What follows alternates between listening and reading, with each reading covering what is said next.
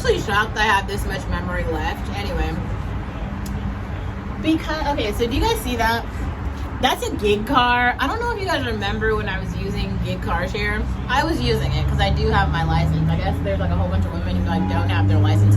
I got kicked off the platform though because literally the fucking Chinese hackers, they literally hacked my account, right? So then they break in the car that I'm driving as my shit. So okay, I drive the car to Marshall's and I get all those kitchen appliances, right? So I filled the car up. I spent like $2,000. I got all these kitchen appliances for my apartment. I think that's the day I actually chose to buy the trash can.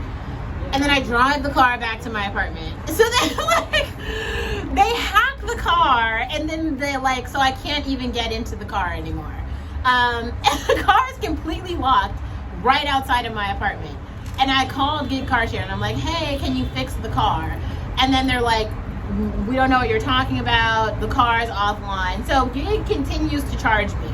They literally charge me for like 4 fucking days to pay for this Gig car that I literally couldn't get into. And I called them to tell them, I was like, I can't get into the car. Can you end the ride? So the ride keeps going. So they charged me like, it ended up being like $765 or some shit because it was running for like 4 days. So I didn't have like, I had money in the account, but I think I only had like $700 or something. And I didn't have like enough for the whole 4 fucking days that the car is running. So the car just sits there in front of the apartment, but it sits there for 4 fucking days with all this shit in the car. And I'm like, well, they couldn't even get into the computer to unlock the car because the fucking hackers, they always fuck with me. They like broken into the algorithm or whatever, and they like locked it so that I couldn't get into the car. So all the shit's in the car, the bill's still running, and they charge it to my account. They take the money out of my account. So then they finally get a like U-Haul truck or something, a tow truck to tow the car away to like the repair shop or some shit. So the car's at the repair shop with $2,000 worth of kitchen appliances in the fucking car. I'm sitting here like, oh my god, like I don't even like, what the fuck? Like I don't have, and like I want my shit, but I don't drive. And they sent me a letter. They're like, we have decided that you can no longer use the platform. And I was just like, what? Okay, so I couldn't use another car to like go to the shop to get my shit. Cause so I live in Berkeley. The warehouse or something's all the way in Oakland, and I have $2,000 worth of shit in the warehouse. So I'm trying to figure out like how to do this, and like at this point I'm not talking to my mother, so like I don't ask my parents for any money at all. So I had to figure out how to finance this myself. I had come across like at that time I was talking to 2 or 3 dudes who all had cars, and I was like, can you give me a ride to the warehouse to like get my shit out of the warehouse? And they were all like, no. So I got like one guy, Muhammad, he ended up giving me a ride like to the bus stop. Like he drove me with my shit like from the warehouse to the bus stop, and then I took the F bus all the way home with all my shit. So I'm like dragging it like bag by bag from the bus stop into my apartment. And as I put the shit at the bus stop, a whole bunch of these like Mexican girls come up and steal, like, and their babies come up and steal my shit right off of the sidewalk. And I'm just like, are you just, so I report this to the police, and they're like, well, what did they look like? I'm like, I don't know, like a bitch with my stuff. It was like a little princess backpack. The fucking Latina walked right away with it with her fucking baby. Like, this isn't the fucking Goodwill, bitch. This is mine. Like, she just walked right away with it. And I was just like, at this point, oh, like, it was incredible. It was in broad daylight, bro. There were like so many little, the little niggers were out. They were just out on the street watching the crime happen. They're like laughing and pointing. I was just like, it's literally just me. I'm here with like $2,000 worth of appliances trying to take it from the bus stop into my apartment, all the shit that I paid for myself. They literally watch entire families come and just steal this shit. I think they were saying, they were like, it's all free, it's free. And because I can only take like one thing in at a time, right? So it's like 1 box up the elevator, 2 boxes up the I'm like dragging it piece by piece, right? And they just start stealing my shit as I'm like trying to get it up the elevator. And I was like, okay. And then the police officer's like, whoa, we don't know how to report this. Oh, we don't know. Like, we don't know. Oh, we don't know. And I was just like, what? And it's just, all of it was just fucking incredible. Like, it was just like, man. That's when I knew. I was like, this city is going straight to hell. There's just, at this point, anything goes. And the little niggas are like watching the crime happen. I was just like, that's when I was like, ooh, pro prison. That's when I like converted. I was like, I was kind of liberal at that point, and that's when the flip happened. It was like they were just watching the crime happen. I mean, they were like supporting it. They were like helping.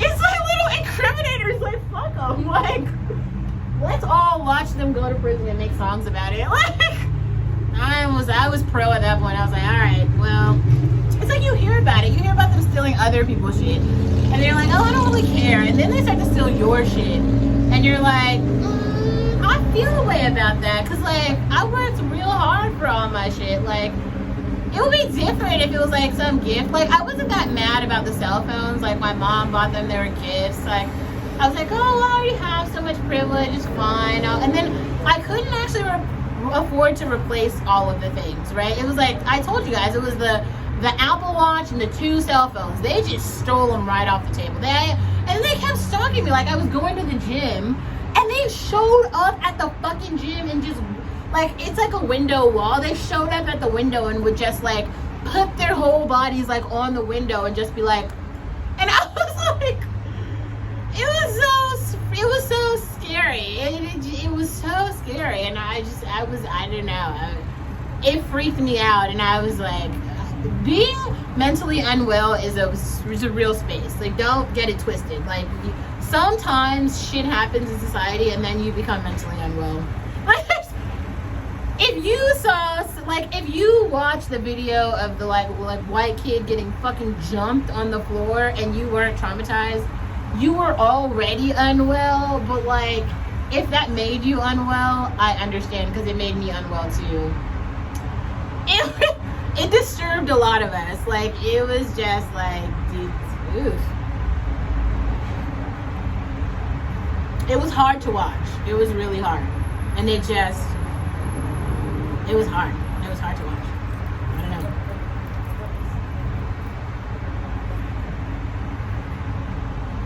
It was so hard to watch. That was hard.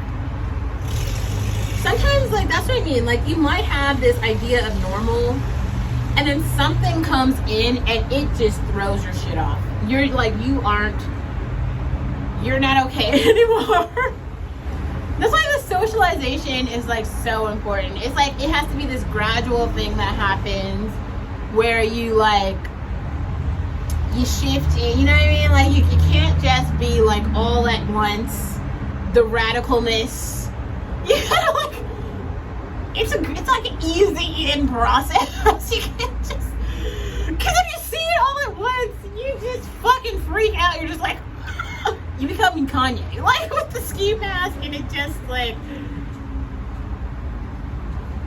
just know there's levels to this. There's Kanye, and then there's me. Like, which one do you want? But y'all are gonna get a Black American experience. I don't think you want Kanye.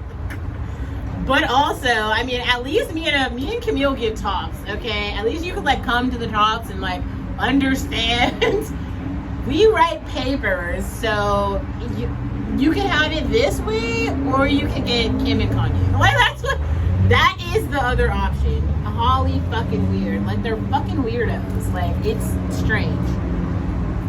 If you can't identify that is like abnormal, something is fucking wrong with you, and I'm sorry, you are too into the LGBTQIA++ -- weirdo community. Like, you are too far. You are probably the puppy raper, and I'm sorry, but you should die. If you are fucking with puppies, fuck you, I hate you. I'm sorry, I'm taking a stance on that. Abort as many babies as you want, but don't fuck with the puppies, okay? Leave the puppies alone.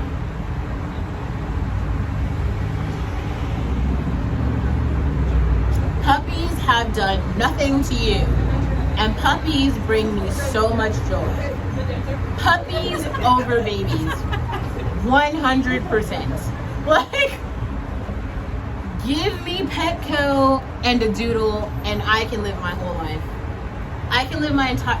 A puppy, a doodle, a Beyonce album, and an apartment? Are you fucking kidding? That's my whole life. That's all I need. That is enough. Like, I'm content. Like, what? A doodle, a Beyonce album, Renaissance specifically, and an apartment. My whole life is set. Like, I'm sorry, but I personally can do 100 years on just that. I don't need more. The references, the iconography, okay, the similes. This bitch has got analogies. She's got like essayists and African American studies professors contributing to the album. I've gotten so much from one song. That's actually all I need. Like, I don't need more than that. I am fulfilled. It's like every time I listen, I get quite a lot more. It's every minute I get so much more. Like, it's so good. It's so good. It's so good. If you have not like taken the time to like unpack Renaissance, you are missing the fucking, like, you are missing out in a way that like Beyonce is a genius. She's so smart. She's so good. Like, I just